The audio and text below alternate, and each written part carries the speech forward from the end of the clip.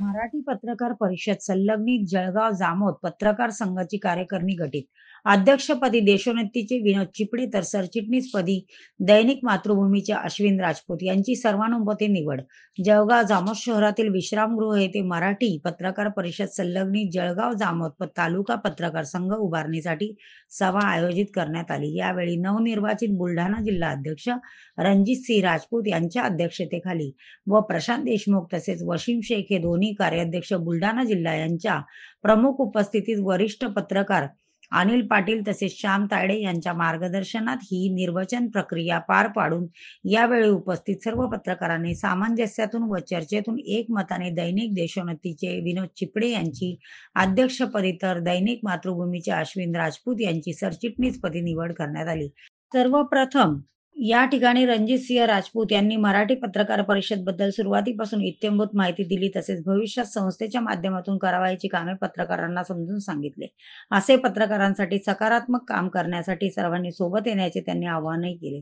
त्यावेळी उपस्थित पत्रकारांमधून उपाध्यक्षपदी संतोष कुलते, कार्याध्यक्षपदी अमोल भगत, सहसचिव मनीष तांडे, तालुका संघटकपदी मंगेश बहुरूपी तर सहसंघटकपदी विजय वानखेडे यांची एकमताने निवड करण्यात आली. यावेळी उपस्थितांपैकी वरिष्ठ पत्रकार अनिल पाटील यांनी पत्रकार व त्यांच्या समस्या यावर मार्गदर्शन केले.